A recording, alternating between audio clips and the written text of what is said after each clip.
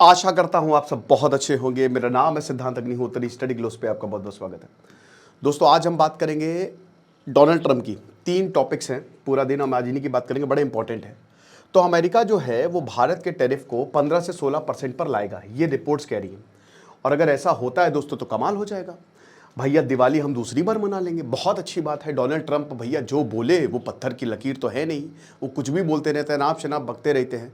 पता नहीं क्या भैया, बिहार में इलेक्शन आने वाले हैं, ट्रंप को खड़ा कर दो यार, कसम से बता रहे सीएम क्या ये सब जीत जाएगा आदमी, इतना झूठ बोलने में एक्सपर्ट है। तो ट्रंप जो है वो 15 से 16% है, क्योंकि सब कुछ Trump, it's not India versus USA, it's India versus Trump. America नहीं चाह रहा है भाई, ट्रंप के खिलाफ पूरे अमेरिका में प्रदर्शन हो रहा है और कोई नहीं चाहता कि इंडिया के खिलाफ, इंडिया से रिश्ते खराब हो, क्योंकि अमेरिका ने अच्छा खासा इन्वेस्ट किया है इंडिया के ऊपर मेरे भाई, समझ रहे हो। तो बात करेंगे इसकी। लेकिन चाणक्य नीति का ये बहुत ही शानदार कोर्स दोस्तों, टोटल 10 टॉपिक्स मैंने बताए हैं। बहुत दिनों बाद हम सेल ला रहे हैं, मात्र 300 रुपए का ये कोर्स आपको मिलेगा। नीति 70 कूपन कोड यूज करिए, डिस्क्रिप्शन कमेंट बॉक्स में लिंक है। और सबसे बड़ी बात आपको बताता हूं कि 500-600 वर्सेस है, एक एक चीज़ मैंने बहुत बढ़िया तरीके से कवर की है। तो 30 घंटे से ऊपर का ये मॉड्यूल है, मज़ा आ जाएगी आपको। तो अमेरिका जो है, इंडिया और अमेरिका एक बहुत बड़ी ट्रेड डील फाइनलाइज करने वाले हैं। इंडिया और अमेरिका जो है वो फाइनल स्टेजेस में है। देखिए ये शुरुआत हुई थी 1 अप्रैल से। 1 अप्रैल को ये आदमी जो है, ये चाचा जी, ये आए दादा, और इन्होंने जो है उन्हें वही बता रहे ना कि जो बुजुर्ग अक्सर कि भैया बस नहीं, जो हम बोलेंगे वही होगा। तो इन्होंने टैरिफ का इस्तेमाल किया। अच्छा, भारत के खिलाफ इन्होंने टैरिफ नहीं लगाए, सबको थोड़ा बहुत रिलैक्सेशन दिया, लेकिन फिर उन्होंने इतने टैरिफ लगाए कि क्या बताएं। 50% भारत पे थोप दिए और अब ये सब पे लगा रहे हैं। और अब भारत से टैरिफ कम, क्योंकि पहले ये बोला जा रहा था चाइना पे क्यों नहीं लगाए। देखिए Donald Trump wait and watch.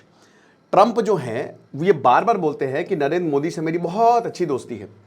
फिर भारत ने एससीओ में जाके, क्योंकि जून में इन्होंने बुलाया था ऑपरेशन सिंदूर के बाद, आसिम मुनीर भी आया था, तो पीएम मोदी नहीं गए। इसका यही मेन था कि इधर आसिम मुनीर हो, इधर पीएम मोदी हो, और बोले कि हमने वॉर रुकवा दी। लेकिन वो पीएम मोदी और इंडिया समझ गया, नहीं गए। अभी आसियान समिट होने वाली है, दोनों की फ़ोन पे बात हुई, इस बार मैंने लेक्चर भी लिया है, उसमें भी दोनों नहीं मिलेंगे, G20 में भी नहीं मिलेंगे। तो एक तरीके से ट्रंप भले ही भारत ना आए, लेकिन एससीओ में जब भारत गया, क्योंकि पाकिस्तान बहुत ज़्यादा करीब आ गया था ट्रंप के, तब यहाँ पे एक स्टेटमेंट दिया कि बस बहुत हुआ सम्मान। और फिर यहाँ पे ट्रंप जो है वो परेशान हुआ, तब उसको लगा कि नहीं नहीं दिक्कत है, क्योंकि मैंने क्या बताया, 22 साल बहुत इन्वेस्ट किया है। समझिए कि अमेरिका में पैसा छपा तो भारत में स्टार्टअप्स बने, हर तरीके से, चाहे इकोनॉमिकली हो, चाहे डिफेंस हो, चाहे साइंस हो, बहुत भारत को इन्वेस्ट किया हुआ है भारत के ऊपर। तो अमेरिका इंडिया को ऐसे जाने नहीं दे सकता, है ना। ये टेम्परेरी ही खराब जो भी रिश्ते हो रहे हैं वो टेम्परेरी हैं, लेकिन अब वो भी चीज़ें बेहतर होती हुई दिख रही हैं। तो इसीलिए 50% भले ही इंडिया पे इन्होंने टैरिफ लगाए, लेकिन अब इन्होंने रशिया पे भी लगा दिए हैं सैंक्शंस, चाइना पे भी थोप दिए हैं 100%। तो हर देश पे धीमे धीमे लगा रहे हैं, है ना। अब पाकिस्तान बांग्लादेश पे तो बहुत कम है, लेकिन दोस्तों इंडिया से ज़्यादा इनका काम है, ट्रेड डेफिसिट इंडिया से है। प्रॉब्लम क्या थी? प्रॉब्लम ये थी कि भाई एनर्जी और एग्रीकल्चर, देखिए एनर्जी और एग्रीकल्चर, तभी भले ही स्टॉक मार्केट ऊपर जा रहा हो, बट एनर्जी और एग्रीकल्चर के हालात बहुत अच्छे नहीं है। आपको पता है कि इंडिया में जो डोनाल्ड ट्रंप ने किया है, ठीक है ना, बहुत सारी जॉब्स गई, लाखों जॉब्स गई, ज्वेलरी सेक्टर, टेक्सटाइल सेक्टर काफ़ी ज़्यादा प्रभावित रहा। जो इंडिया को चाहिए था उस पर तो टैरिफ नहीं लगाए, लेकिन जो उनको नहीं चाहिए तो उस पर टैरिफ लगा। भारत ने कोई यूनिकनेस तो क्रिएट की नहीं है। एग्रीकल्चर की जहाँ तक बात करते हैं, हम कभी भी इस पर कॉम्प्रोमाइज़ नहीं करेंगे, नेवर एवर। RCEP याद है? RCEP खाली रिडंडेंट है, वो बकवास है, कुछ नहीं बचा उसमें। क्या था RCEP में? 15 देशों का समूह, इंडियन की मार्केट खोलो। इसमें क्या होता, चाइना और न्यूजीलैंड अपना डेयरी प्रोडक्ट जो है वो यहीं पे डंप करते, तो भारत भैया व्हाइट रेवोल्यूशन 1946 में आ गया था। अगर दूध की बात करें तो हम नंबर 1 है, समझ रहे हो। तो उसमें हम छेड़छाड़ नहीं करेंगे, हम नहीं कॉम्प्रोमाइज़ करेंगे। हम क्यों भैया दूसरे प्रोडक्ट लेके आए और हमारी मार्केट बिगड़ जाए, बनी बनाई मार्केट बिगड़ जाए। भारत बाहर हो गया RCEP से, और जैसे ही भारत बाहर हुआ वो पूरा ऑर्गेनाइजेशन ही ठप्प पड़ गया। तो अब यहाँ सेम चीज़ एग्रीकल्चर के साथ भी है। बहुत सारी जो आप चीज़ें खाते हो वो इंडिया की नहीं है, कॉर्न इंडिया की नहीं, अमेरिका से आया है, मिर्च यहाँ की नहीं है, आलू यहाँ का, बहुत सारी ऐसी चीज़ें हैं। एग्रीकल्चर पे हम कॉम्प्रोमाइज़ नहीं करेंगे, क्योंकि 60%, आधे से ज़्यादा भारतीय जो है वो इसमें इन्वॉल्व है, ठीक है। और अगर हमने इस पर छेड़छाड़ की, तो आपने देखा ना 3 कृषि लॉस में कुछ चीज़ें बहुत बढ़िया थी, नहीं पास हो पाया वो। तो भारत ने इसी को लेकर चिंता जताई। लेकिन अभी आसियान समिट होने वाली है, और उससे पहले आपको बहुत बड़ी खुशखबरी मिलने वाली, क्योंकि शायद देखिए भले ही हम अपना एग्रीकल्चर सेक्टर पूरा नहीं ओपन करेंगे, बट कुछ चीज़ों पे हम अमेरिका को रियायतें देंगे, और ये ट्रेड नेगोशिएशंस जो है वो चल रही हैं। हुआ क्या था कि देखिए जब डोनाल्ड ट्रंप आए तो भैया ट्रेड टीम हमारी ऑलरेडी पहुंची हुई थी, फिर उसके बाद 3-4 महीने वो बिल्कुल मतलब कोई बात नहीं हुई, लेकिन अब फिर से बताया जा रहा है कि लास्ट स्टेज में है ये, ठीक है, ट्रेड नेगोशिएशंस आखिरी स्टेज में है, और जो अमेरिका के एग्रीकल्चरल प्रोडक्ट हैं तो भारत उसको अलाउ कर सकता है, सारे के नहीं लेकिन कुछ को वो बिल्कुल अलाउ कर सकता है, जैसे कॉर्न और सोया मील। अब ये नॉन जेनेटिकली मॉडिफाइड है, तो ये कंसर्न रहा है कि भाई देखो भारत अपने फार्म मार्केट को इतना ज़्यादा टाइटली प्रोटेक्ट करके रखता है, वो WTO में भी ये बात उठाता रहता है कि क्यों सब्सिडी हम दे रहे हैं। भाई भारत भैया नेशनल फूड सिक्योरिटी एक्ट 2013 में आया था, उससे तहत जो है हमको सबको फ्री सब कुछ बांटना है। अगर आप यहाँ पे सब कुछ बेचना शुरू कर दोगे तो हमारा तो मार्केट गया, हम तो गए काम से। तो भारत कई बार बोलता रहता है कि ये सब्सिडीज हटाओ, लेकिन कभी अमेरिका हमारे मार्केट को या हमारी बातों को समझेगा थोड़ी ना, वो तो अपने पैसे के लिए काम करेगा। तो अब इन्होंने बोला कि देखो इंडियन एक्सपोर्ट्स पे हम टैरिफ को लोअर कर देंगे, जैसे टेक्सटाइल बहुत ही हार्डेस्ट हिट है, ज्वेलरी सेक्टर, फार्मास्यूटिकल सेक्टर तो इनकी ज़रूरत है, और इंजीनियरिंग गुड्स, इन सब पे जो हम बहुत कम टैरिफ लगाएंगे, और ये सिर्फ 15 से 16% तक रहेगा। और उसके बाद रेगुलर टैरिफ और मार्केट एक्सेस रिव्यू, मतलब ऐसा नहीं है कि कल सुबह सो के उठा डोनाल्ड ट्रंप और बोल दिया कि टैरिफ लगाना है, हम देखेंगे रेगुलर टैरिफ कितना लग रहा है, तुम कितना लगा रहे हो, और मार्केट के हिसाब से हम टैरिफ लगाएंगे। ये बातें हैं, अब कहने को तो बहुत बढ़िया लग रही है, लेकिन ये सब स्पेक्यूलेशन है। फिर उसके बाद एनर्जी क्लॉज और रशियन ऑयल। अब देखिए यहां पे पेज फंसेगा। डोनाल्ड ट्रंप ने फिर ये बोला है कि भारत रशिया से तेल नहीं खरीदेगा, पीएम मोदी ने कहा। और पीएम मोदी क्या मतलब, इंडिया ने दो बार, हफ्ते में 2 बार ये बोला कि हमने ऐसा कुछ भी नहीं बोला, है ना। रशिया जो है, रशिया से भारत तेल खरीद रहा है। मैं कह रहा हूं भाई तेल खरीद रहा है, हमको क्या मिल रहा है?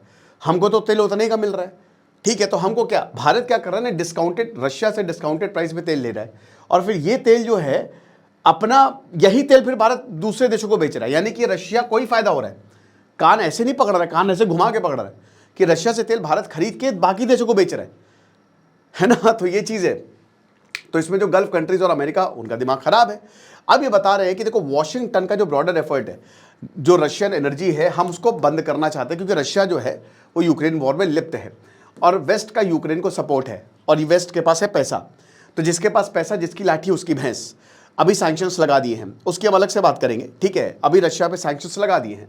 ऑयल इंपोर्ट्स की बोला है कि भाई भारत को जो है कहीं ना कहीं रिड्यूस करना पड़ेगा क्रूड ऑयल इंपोर्ट। अब देखिए ये हमारे नेशनल इंटरेस्ट, क्योंकि याद रखिएगा एक चीज़, हमेशा भारत अपने नेशनल इंटरेस्ट के हिसाब से काम करता है।